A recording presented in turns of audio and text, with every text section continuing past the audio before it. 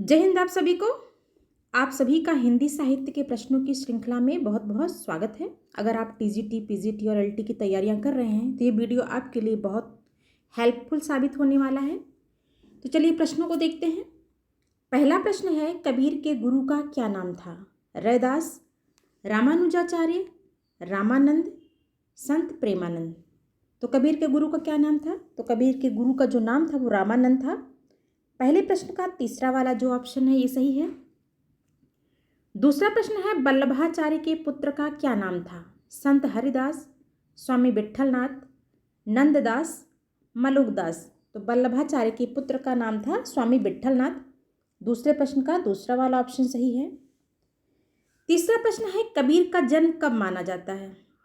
1300 ईस्वी, 1350 ईस्वी, 1455 ईस्वी या 1398 ईस्वी।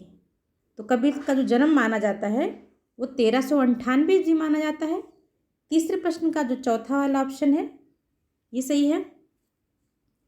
चौथा प्रश्न है, अद्वैतवाद का प्रचार किसने किया? शंकराचार्य, महावीर स्वामी, वल्लभाचार्य, महात्मा बुद्ध। तो अद्वैतवाद का प्रचार किसने किया? तो अद्वैतवाद का जो प्रचार है वो जो है शंकराचार्य ने किया। ये सभी वीडियो जो है जितने भी प्रश्न हैं ये सभी परीक्षा की दृष्टि से बहुत ही महत्वपूर्ण है और आशा करती हूँ कि आपको ये प्रश्नों की श्रृंखला जरूर पसंद आएगी। पांचवें प्रश्न को देखते हैं। पांचवा प्रश्न है, पुष्टि मार्ग का प्रवर्तक आचार्य कौन है? सूरदास, कुंभनदास, वल्लभाचार्य, माधवाचार्य। तो पहले प्रश्न का जो तीसरा वाला ऑप्शन है ये सही है, वल्लभाचार्य। पुष्टि मार्ग के जो प्रवर्तक आचार्य हैं वो वल्लभाचार्य जो है माने जाते हैं। छठवां प्रश्न है, रत्नसेन कहाँ का राजा था? मेवाड़ का, चित्तौड़ का, दिल्ली का, ग्वालियर का। तो रत्नसेन जो थे वो चित्तौड़ के राजा थे। तो छठवें प्रश्न का दूसरा वाला ऑप्शन सही है। सातवां प्रश्न है, गोरा बादल का उल्लेख किस प्रेम आख्यान काव्य में है? पद्मावत में, चित्रावली में, ज्ञानदीप में, हंसावली में। तो गोरा बादल का उल्लेख जो है वो पद्मावत में मिलता है। सातवें प्रश्न का पहला वाला ऑप्शन सही है। आठवां प्रश्न है, प्रेम गाथा परंपरा का सर्वाधिक प्रौढ़ एवं सरस ग्रंथ शुक्ल जी ने किसे माना है? मृगावती, मधुमालती, पद्मावत, सत्यवती कथा। तो आठवें प्रश्न का जो राइट ऑप्शन है वो तीसरा है, पद्मावत को माना है शुक्ल जी ने। तो इसका तीसरा वाला जो ऑप्शन है ये सही है। नौवां प्रश्न है, आखिरी कलाम में किसका वर्णन है? सृष्टि का, संसार का, कयामत का, सिद्धांत का।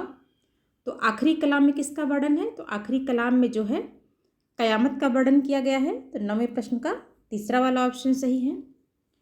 10वां प्रश्न है, गुरु के लिए पीर शब्द का प्रयोग किस काव्य परंपरा में हुआ है? संत काव्य में, सूफी काव्य में, कृष्ण काव्य में कि राम काव्य में। तो गुरु के लिए जो पीर शब्द का प्रयोग हुआ है वो सूफी काव्य में हुआ है। 10वें प्रश्न का जो दूसरा वाला ऑप्शन है ये सही है। 11वें प्रश्न को देखते हैं। 11वां प्रश्न है कि जायसी के गुरु का क्या नाम था? मोइनुद्दीन चिश्ती, नूर मोहम्मद, शेख मोहिदी, कोई नहीं। तो जायसी के जो गुरु का नाम था वो शेख मोहिदी था। तो 11वें प्रश्न का तीसरा वाला जो ऑप्शन है ये सही है।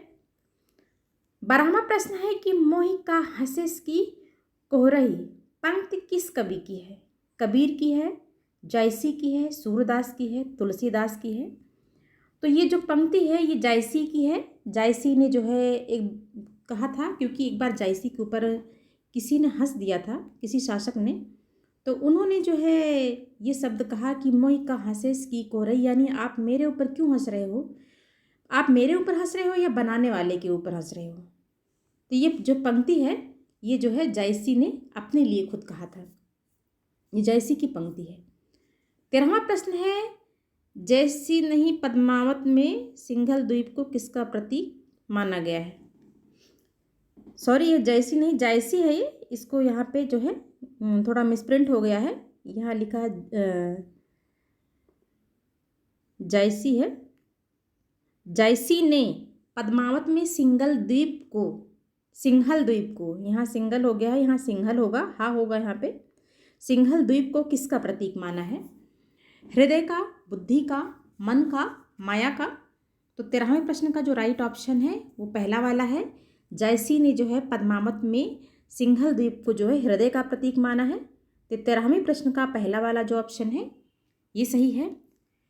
14वां प्रश्न है, अवधी भाषा का प्रथम महाकाव्य कौन है? रामचरितमानस, कृष्णायन, पद्मावत, इनमें से कोई नहीं।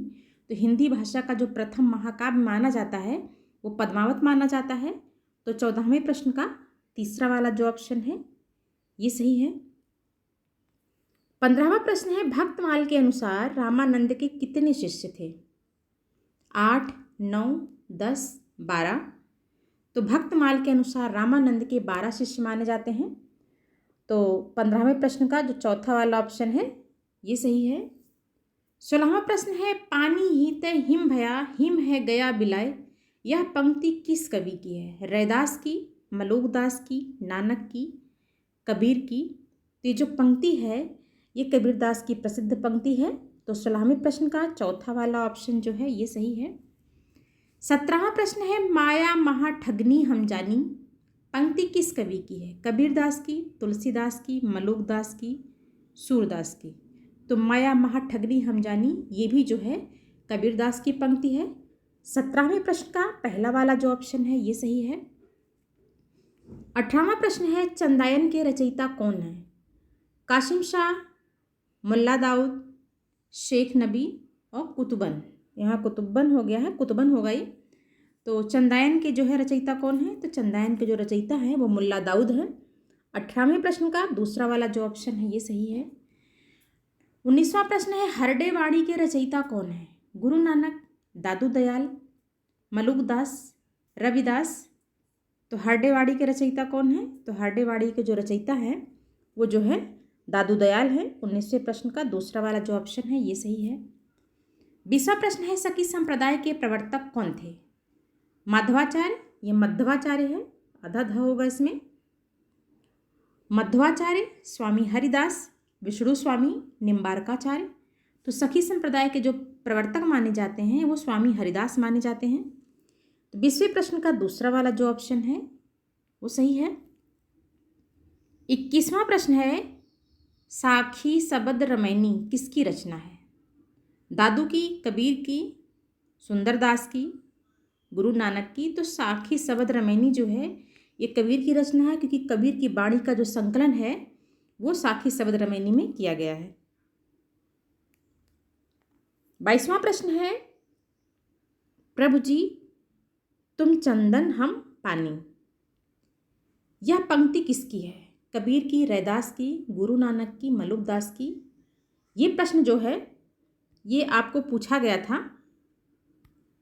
कब पूछा गया था? जब LT का पेपर हुआ था तब ये प्रश्न जो 2018 में ये प्रश्न आया हुआ था, प्रभु जी तुम चंदन हम पानी। और ये जो लाइन है ये कई बार कई एग्जाम में बहुत बार रिपीट हुई हैं, बहुत ही महत्वपूर्ण लाइन है ये। तो इसका ऑप्शन देखते हैं, कबीर, रैदास, गुरु नानक, मलुकदास। तो ये जो है प्रभु जी तुम चंदन हम पानी, ये रैदास की जो है बहुत ही प्रसिद्ध पंक्ति है। तो 22वें प्रश्न का दूसरा वाला जो ऑप्शन है ये सही है। 23वां प्रश्न है, ढोला मारूरा दोहा किस भाषा में रचित प्रेमाख्यानक है? ये प्रेमाख्यानक है, आख्यांक लिखा है, प्रेमाख्यांक है। अवधी में, खड़ी बोली, हिंदी में, राजस्थानी में, ब्रजभाषा में। तो ढोला मारूरा दोहा जो है ये राजस्थानी में जो है रचित है। तो 23वें प्रश्न का तीसरा वाला जो ऑप्शन है ये सही है। 24वां प्रश्न है, विठोबा का भक्त किसे माना जाता है? ज्ञानदेव को, नामदेव को, विवेकानंद को, चैतन्य महाप्रभु को। तो विठोबा का जो भक्त है वो नामदेव को माना जाता है। और नामदेव कहाँ के रहने वाले थे? महाराष्ट्र के रहने वाले थे। और ये जो है सगुण और निर्गुण दोनों भक्ति के जो है उपासक माने जाते हैं। 25वां प्रश्न है, आचार्य शुक्ल के अनुसार कबीर को राम नाम किससे प्राप्त हुआ? वैष्णवों से, रामानंद से, देशाटन से, योगियों से। तो आचार्य रामचंद्र शुक्ल के अनुसार कबीर को राम शब्द जो है, राम नाम शब्द जो है रामानंद से प्राप्त हुआ है। तो 25वें प्रश्न का दूसरा वाला जो ऑप्शन है ये सही है। 26वां प्रश्न है, आचार्य शुक्ल ने निर्गुण मार्ग का निर्दिष्ट प्रवर्तक किसे माना है? कबीरदास को, रामानंद को, नामदेव को, ज्ञानदेव को। तो 26वें प्रश्न का जो राइट आंसर है वो क्या है? वो कबीरदास है। निर्गुण मार्ग का निर्दिष्ट प्रवर्तक जिन्होंने कबीरदास को माना है। 27वां है माया महा ठगनी हम जानी। यह पंक्ति किस कवि की है? ये क्वेश्चन रिपीट हुआ है, आपको पता है ये कबीरदास की है। 28वां प्रश्न देखते हैं। 28वां प्रश्न है कि नामदेव का संबंध किस प्रवृत्ति से है? सगुणोपासना, निर्गुण उपासना, नाथ पंथ, सगुण उपासना एवं निर्गुण उपासना। तभी हमने बताया था कि नामदेव जो है निर्गुण भक्ति और सगुण भक्ति दोनों के उपासक थे। तो इस जो है 28वें प्रश्न का जो चौथा वाला ऑप्शन है ये सही है। 29वां प्रश्न है कि सूफी साधना में ईश्वर की कल्पना किस रूप में की गई है? पति रूप में, पत्नी रूप में, मित्र रूप में, कोई नहीं। तो सूफी साधना में जो ईश्वर की कल्पना की गई है वो पति रूप में की गई है। तो 29वें प्रश्न का पहला वाला जो ऑप्शन है ये सही है। 30वां और आखिरी प्रश्न है कि माधवानंद काम कंदला नामक रचना किस कवि की है? जायसी की, उस्मान की, गणपत की, दामोदर कवि की। तो ये जो है किसकी है? ये जो है गणपत की रचना है। तो 30वें प्रश्न का तीसरा वाला जो ऑप्शन है ये सही है। तो आशा करती हूँ आज की प्रश्नों की श्रृंखला आपको पसंद आई होगी। अगर आपको प्रश्नों की श्रृंखला पसंद आई हो तो वीडियो को लाइक ज़रूर कीजिएगा, और अगर हमारे चैनल पर आप पहली बार विजिट करके हमारी वीडियो देख रहे हैं तो चैनल को ज़रूर सब्सक्राइब कीजिएगा और शेयर भी कीजिएगा। धन्यवाद।